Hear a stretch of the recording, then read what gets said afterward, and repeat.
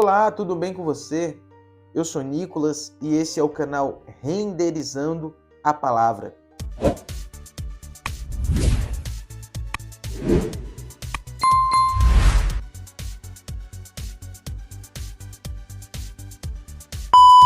Hoje nós vamos falar e continuar agora a parte 2 desse livro de Filemão.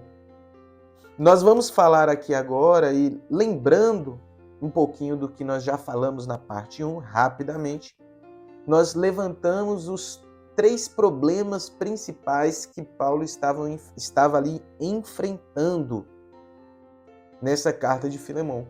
Chegamos no versículo 8 e levantamos esses 3 problemas. Um problema que era cultural, porque Paulo estava em uma cultura em que a escravidão era liberada, era apoiada, era uma escravidão que tinha legalidades por meio do Estado.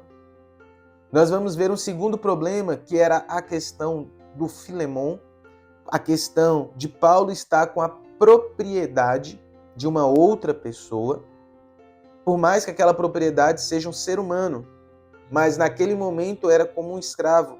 Então, pela lei daquela região, então ele estava ali com a propriedade de uma outra pessoa. E a lei daquela região dizia que ele precisaria enviar agora aquele escravo para o seu dono. E o que acontecia muitas vezes com o escravo que fugia e era agora enviado de volta ao seu dono? Era sentenciado, era espancado, alguns eram mortos, eram julgados, ou seja, o destino seria terrível. E o terceiro problema que Paulo ele enfrenta é porque Paulo ele é um cristão. Filemão também é um cristão. Onésimo, que é o escravo, também é um cristão. E agora Paulo ele precisa trazer uma resposta de Cristo para aquela situação. Paulo ele precisa trazer uma resposta não dele, mas uma resposta que seja de Cristo, porque ele é um imitador de Cristo. Então, se nós vamos olhar agora a partir do versículo 8, nós vamos ver o que Paulo ele vem falando, como Paulo ele vem lutando. Nós vimos em um comentário que foi falado no último vídeo. Se você não viu o último vídeo, chegue lá, olhe o vídeo primeiro, o primeiro vídeo, assista ele, comente ele e agora também participe do segundo vídeo com mais interação, porque você já vai saber o que foi falado ali no vídeo anterior. Bem, então o que nós vimos ali no vídeo número 1, o comentário que nós vimos, o comentário ele nos dizia o seguinte, que o evangelho ele não foi trazendo uma palavra de encontro à escravidão, porque isso iria agir de uma forma social, de uma forma que seria levantado ali uma rebelião. Os escravos daquela região poderiam se levantar como uma rebelião. E o que o evangelho vem propor não é uma rebelião social, não é uma luta social de classes e brigas e lutas, guerras. Não. O evangelho ele vem propor e vem trazer uma revolta, uma transformação, uma luta, mas é no interior do homem, é no coração do homem. Então a transformação que o evangelho vai trazer é no coração do homem. Então nós vamos ver isso a partir aqui do versículo 8. As más línguas irão dizer que eu gravei esse vídeo no mesmo dia. Mas será que foi? Eu não sei. Então vamos continuar. Bem, então quando nós olhamos aqui a partir do versículo 8, nós vamos ver algumas coisas que Paulo ele vem falando para trazer esse pedido a Filemão. Então nós vemos essa problemática que é levantada e agora nós vamos ver a atitude que Paulo ele toma em relação a essa problemática. E a atitude que Paulo ele toma é uma atitude de libertação. Ele propõe algo que é novo para aquela região. Ele propõe algo que não é só levar e devolver, o escravo ali para o seu dono. Não. Mas ele propõe uma transformação, ele propõe uma libertação para aquele escravo fujão, para aquele escravo que fugiu daquele lugar, daquela realidade que estava vivendo. Então, Paulo ele propõe algo que é novo para aquela situação e para aquela realidade. Ou seja, fazer aqui um breve comentário em relação a isso, que a mensagem de Paulo a Filemão ele vai além ali de outros documentos da época. Ele não só pede clemência por um escravo que fugiu, mas ele também sugere que esse escravo ele seja solto pelo seu dono. Quando nós olhamos ainda, tem um comentário de Biacon no livro 9 dele, que ele vai estar fazendo comentários bíblicos. Ele diz o seguinte: Paulo ele não ataca ali a escravidão diretamente. Ele não aconselha a rebelião ou desafio à lei ou e ordem prevalecente. Pelo contrário, ele aconselha a obediência ao governo, e isso nós vemos ali em Romanos 13, no versículo 1. O que o apóstolo faz é elevar o assunto a um nível espiritual sublime. Ele soluciona a questão escravagista não por compulsão, mas por redenção. Paulo ele mostra que o escravo crente, ele é tão verdadeiramente irmão do irmão cristão e está tão realmente em Cristo quanto o Senhor crente. Então, isso nós vemos também em Romanos 12, versículo 4 e versículo 5, que nos vai falar dessa igualdade entre todos. Então, todo crente está igualmente em Cristo e, portanto, são membros do corpo de Cristo. Então, esse comentário que Biacon ele faz, ele traz, então, o maior peso para essa situação. Paulo, ele provoca, ele pede, ele traz ali uma discussão maior. Paulo, ele traz uma palavra que não é natural, ele traz ali uma reflexão para Filemão e uma atitude para Filemão que não é uma atitude natural, mas é uma atitude cristã, uma atitude sublime, é algo que é transformador. Paulo ele se posiciona dizendo que era necessário ali uma libertação daquele escravo. Então, quando nós olhamos então a partir do versículo 8, nos diz assim: por isso mesmo, tendo Cristo plena liberdade para mandar que você cumpra o seu dever, prefiro fazer um apelo com base no amor. Olha que declaração no versículo 8 e versículo 9. Aqui eu quero ressaltar algumas coisas. Por isso mesmo, tendo em Cristo plena liberdade, Paulo ele está ali dizendo que em Cristo ele teria liberdade para falar com Filemão. De certa forma, para dar uma ordem a Filemão, porque Paulo seria um apóstolo. E ele teria autoridade para ensinar e para falar e para chegar a Filemão e orientá-lo de uma forma mais incisiva, dizendo que ele precisaria fazer o quê? O final, para mandar que você cumpra o seu dever. Qual é o dever, então, do cristão? Qual é o dever, então, de Filemão? Qual é o dever? Libertar Onésimo, libertar o escravo, libertar aquele que ele estava ali oprimindo. Então, nós olhamos e aqui vemos uma posição do cristão. Era necessário que ele cumprisse o dever. E qual era o dever? De libertar, de perdoar aquele escravo. Então, muitas vezes, para as nossas vidas, nós precisamos cumprir o nosso dever. E o nosso dever é perdoar. O nosso dever é libertar. O nosso dever é perdoar aquele que nos aflige, aquele que nos causa algo. Então, nós precisamos perdoar. Quando nós olhamos a partir do versículo 9, Paulo ainda diz: mas eu prefiro fazer isso com amor. Eu já sou um velho. Então, Paulo ele tinha por volta de seus 60 anos quando escreve aqui essa carta. E ele ainda diz: e também eu sou um prisioneiro em Cristo Jesus. Então lembre, olha, ele já começa a colocar novamente que ele é um prisioneiro, que ele é um escravo de Cristo. Ele começa a se igualar ali com Onésimo. Prosseguindo. E no versículo 10. Cadê? No versículo 10. Apelo em favor do meu filho Onésimo, que gerei enquanto estava preso. Ele antes era inútil para você, mas agora é útil, tanto para você quanto para mim. Olha que maravilhoso.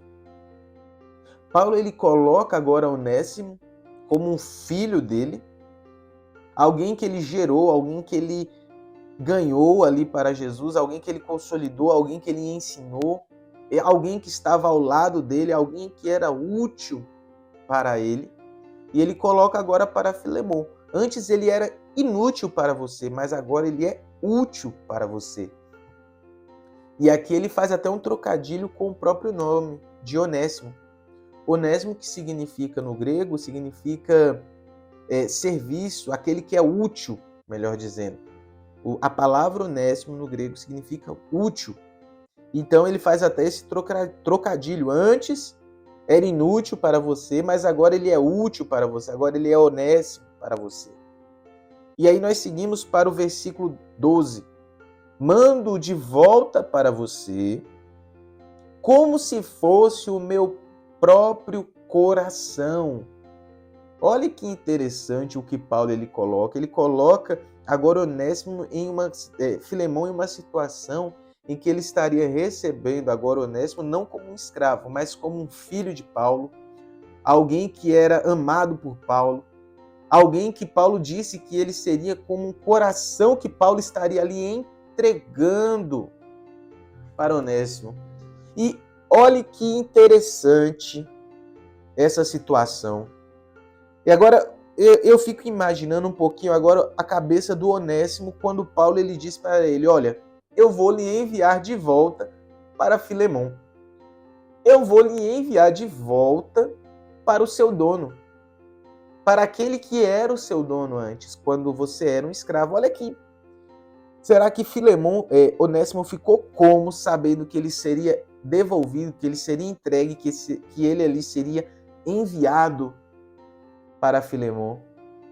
Será que ele pensou que a atitude que Filemon teria, qual será a atitude? Será o que ele pensou?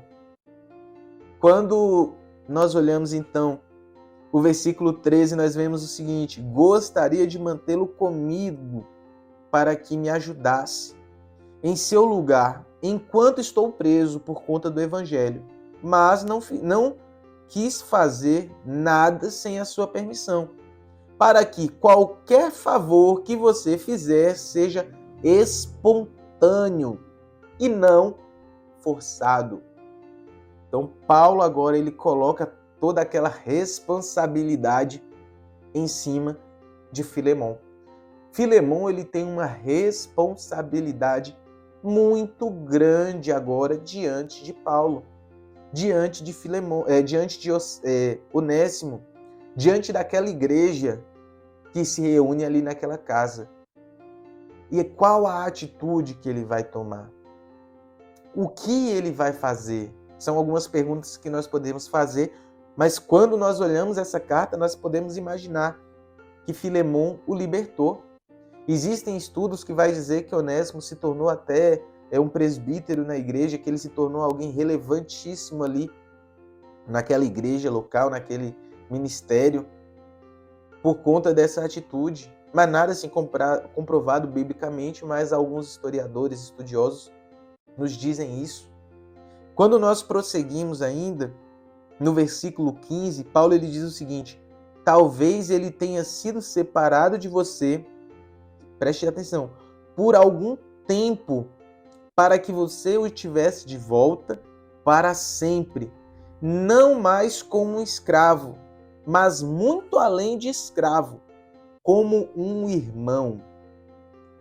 Que poderoso, porque Paulo ele coloca a questão da eternidade em jogo. Paulo ele coloca agora o seguinte, olha, Filemon, você se separou de Onésimo por um breve momento e foi importante que isso acontecesse para que agora, quando você pudesse receber ele novamente, agora fosse para a eternidade em Cristo, para que agora você recebesse não como um escravo, mas como um irmão. Você perdeu um escravo, mas ganhou um irmão em Cristo Jesus. Ou seja, todas as palavras que Paulo ele vem falando ali são palavras que são poderosas, são transformadoras para aquela situação. Prosseguindo, o versículo 16, parte B. Para mim, ele é um irmão muito amado, e ainda mais para você, tanto como pessoa, quanto como cristão. Versículo 17. Assim, se você me considera um companheiro na fé, veja, olha o que Paulo está falando para Filemon. A palavra que ele está falando ali. Assim, se você me considera um companheiro na fé, receba-o como se estivesse recebendo a mim. Se ele o prejudicou em algo ou deve alguma coisa a você, ponha na minha conta. E aí ele começa a lhe dizer que ele mesmo, de próprio punho, assina aquela carta e diz: eu pagarei, para não dizer que você me deve a própria vida. A cabeça explode nesse momento, porque Paulo ele traz ali uma palavra contra a escravidão, contra a opressão, contra aquele sistema, uma palavra muito poderosa e transformadora. Ele não só diz liberte, não, mas ele diz, olha, liberte, porque ele é seu irmão, porque ele é irmão em Cristo, porque ele está igual junto com você, porque ele é útil para você, porque ele é útil para mim, ele é como o meu coração para você. Ou seja, Paulo ele traz palavras poderosas ali naquele lugar, para aquela situação ali. E aí o versículo 21, escrevo certo de que você me obedecerá, sabendo que fará ainda mais do que eu lhe peço. Então Paulo ele escreve isso aqui e esse versículo 21, ele coloca assim uma certeza do que vai acontecer. Ele coloca uma certeza que Filemon vai libertar Onésimo. Ele coloca uma certeza de que vai prevalecer o amor e a igualdade entre todos por meio da palavra. Nessa situação, ele garante, ele acredita fielmente de que vai haver uma prova de amor de Cristo aqui, que vai haver uma transformação daquela realidade aqui, porque todos ali serão iguais em Cristo Jesus, serão irmãos em Cristo Jesus. E para já finalizar, ainda tem um comentário que Biacon ele diz ainda no mesmo livro, no livro 9, que diz assim: o cristianismo ele soluciona o problema da escravidão quando soluciona o problema da tirania. O cristianismo ele soluciona o problema da escravidão, dos males, das dores, das desigualdades sociais, das desigualdades, das opressões, quando ele agora soluciona o problema da tirania.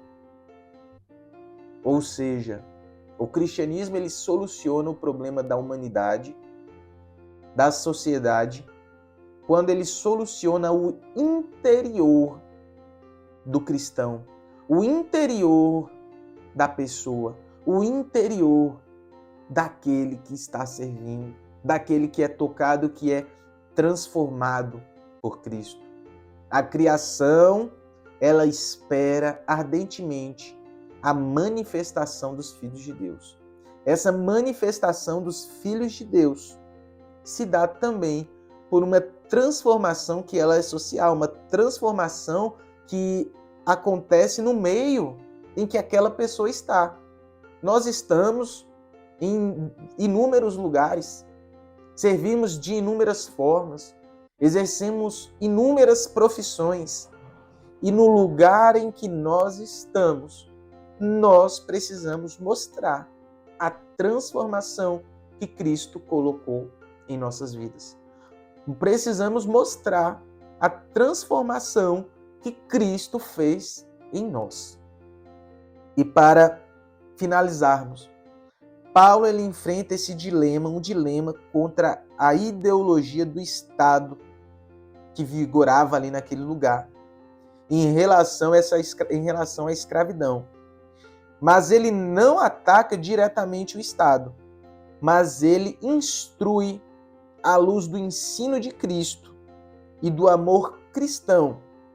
Ele nos mostra que devemos nos posicionar contra o Estado quando este não está de acordo à lei divina. Nós, como cristãos, precisamos sim obedecer o Estado, precisamos sim andar na lei, andar de acordo às leis, mas quando essas leis vão de encontro à palavra do Senhor, nós precisamos sim obedecer a palavra do Senhor. Nós precisamos sim obedecer a palavra de Cristo, acreditando que o que nos espera não é aqui, mas é na eternidade. Mas sim as nossas atitudes, aquilo que nós fazemos para ir para a eternidade, primeiro tem que acontecer aqui. Nós precisamos refletir nas nossas atitudes que nós somos salvos em Cristo Jesus. Precisamos refletir nas nossas atitudes, nas nossas ações, nas nossas obras, naquilo que nós falamos, naquilo que nós dizemos, que nós somos cristãos, que nós somos imitadores de Cristo, que nós somos salvos em Cristo Jesus, que nós vamos para o céu. Nós precisamos fazer isso com as nossas atitudes. E essa carta, ela fala disso. Fala de uma transformação de atitude que um cristão precisa ter em meio à sociedade. Até mais, esse foi o canal Renderizando a Palavra. Espero que você tenha gostado, que seja útil para a sua vida, que edifique você de alguma forma. Curta, compartilhe, comente. Se você ficou até aqui, coloca aí embaixo nos comentários, eu sou Onésimo. Foi até uma frase do Martinho Lutero dizendo que todos nós somos Onésimos, somos úteis. Mas coloque aí então, eu sou Onésimo, eu sou um Onésimo, ou seja, sou útil para Cristo. Até mais, muito obrigado, fique com Deus.